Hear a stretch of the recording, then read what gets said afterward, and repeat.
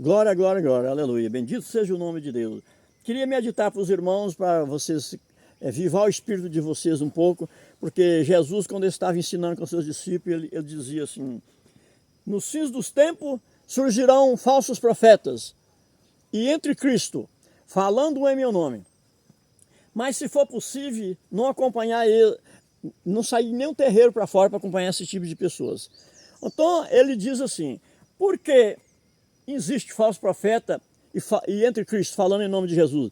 É porque as pessoas estão ali falando em nome de Jesus, mas querendo ganhar dinheiro das ovelhas, compreendeu? Ele está querendo ganhar dinheiro das ovelhas para enricar na cacunda das ovelhas. É entre Cristo e falso profeta, compreendeu? Isso foi Jesus quem falou, compreendeu? Jesus disse que ia surgir muitos entre Cristo e falsos profetas, falando em nome dele. Mas se fosse possível, nós não sair nem o caminho para fora, a porta para fora, para seguir esse tipo de pessoa. Porque ele diz assim que no fim dos tempos, Satanás vai fazer milagre a ponto de chover fogo dos céus na terra. Ele vai fazer milagre a ponto de chover fogo dos céus na terra. Ele diz assim que, se for possível, até muitos dos escolhidos de Deus vai ser iludido por esses milagres, pensando que aquele é um milagre de Deus, mas ele é milagre de Satanás. Então vamos ficar espertos, meus amados. Purifica sua alma onde você estiver. Purifica sua igreja onde você estiver. Porque o templo, nós somos imagem e semelhança de Deus. Quando Deus foi fazer o homem, meu amado, ele falou para os anjos assim, falou: façamos ao homem a nossa semelhança e a nossa imagem. Nós somos a imagem e semelhança de Deus. Agora, se nós começar a adulterar e bater nos nossos irmãos, sentar na mesa e beber com os ébrios, e fumar maconha, beber cachaça, e roubar, matar, nós estamos destruindo o tempo a imagem e semelhança no nosso corpo.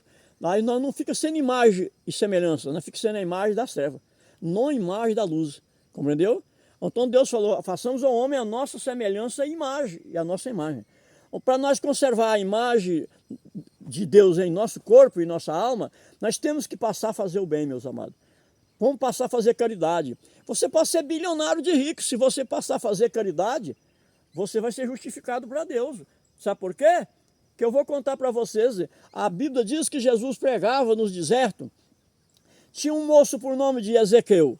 Ele era de baixa estatura, ele era baixinho, esse Ezequiel, e eu desejaria ver Jesus, mas eu sentia vergonha porque eu sentia ele subordinário, por causa que ele era um cara que comandava a polícia, ele era oficial de justiça, e ele mandava a polícia bater em quem queria, mandava prender quem queria. Então ele não achava ele com competência de chamar Jesus na casa dele, que a casa dele, ele achava ela subordinária para um homem santo como Jesus entrar.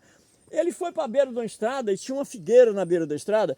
Ele correu e subiu em riba da figueira para ver se via, pelo menos eu conhecia Jesus, ao menos lá de riba da figueira. Ele via Jesus no entre a multidão e conhecia ele. Quando eu estava lá em riba daquela figueira, Jesus foi passando debaixo da figueira, ninguém viu, sabia que ele estava lá em riba dessa figueira, lá no topo da figueira. Jesus falou: Ezequiel, desce daí, porque hoje eu tenho que ir jantar lá na sua casa.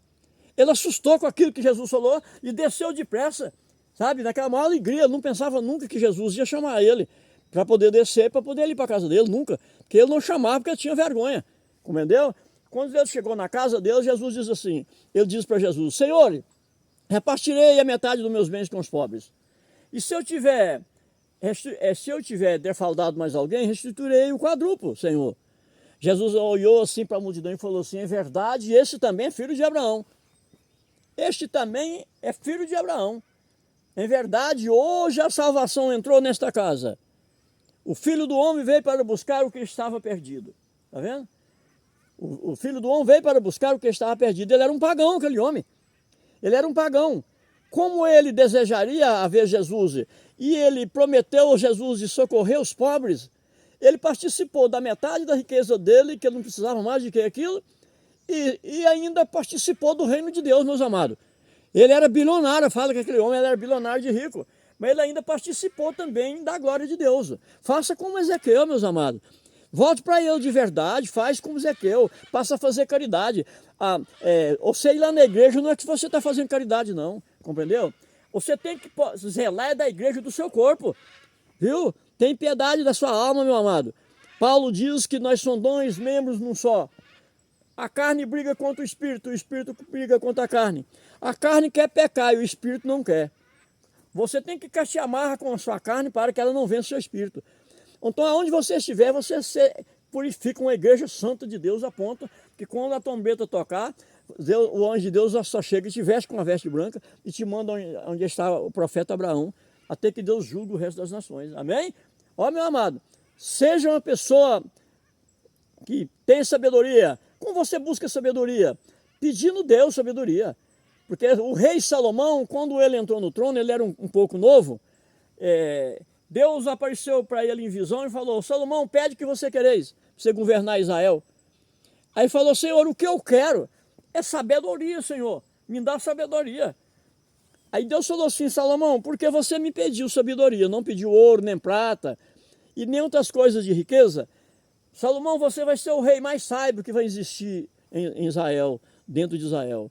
A Bíblia diz que Deus deu uma sabedoria tão tremenda para o rei Salomão, que os reis da terra saíam dos confins da terra para poder ouvir a sabedoria de Salomão.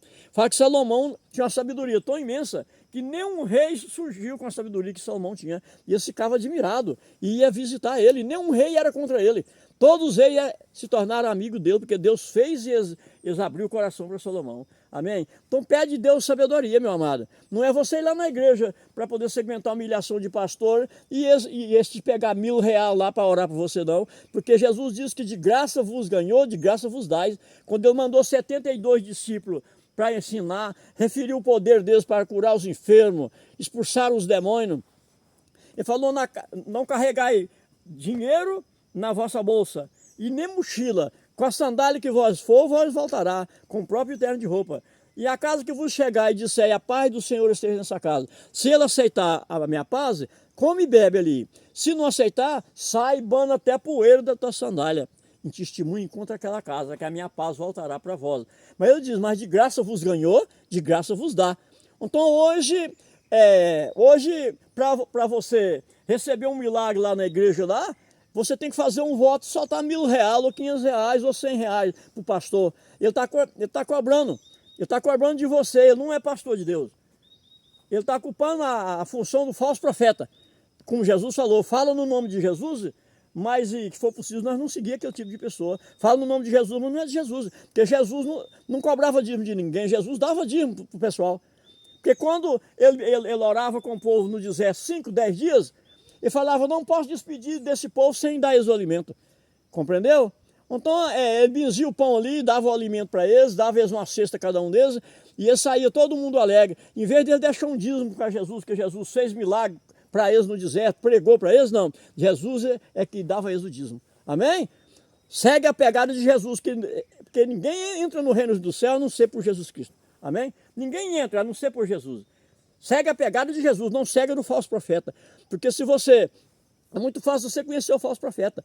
Jesus não cobrava nada de ninguém. E ele falou para os apóstolos, para os discípulos: não cobreis nada de ninguém. Eles expulsou os demônios, aqueles 72 discípulos, expulsou os demônios, curou as enfermidades, não cobrou nada de ninguém. E eles comeram, beberam e vestiram sem cobrar nada de ninguém. Amém? Glória, glória. É fácil você descobrir onde é que está o falso profeta e o anticristo. Porque no dia que Jesus vir, ele vai vomitar todo aquele que pregou contra a doutrina dele. Amém? Glória, glória, glória, aleluia.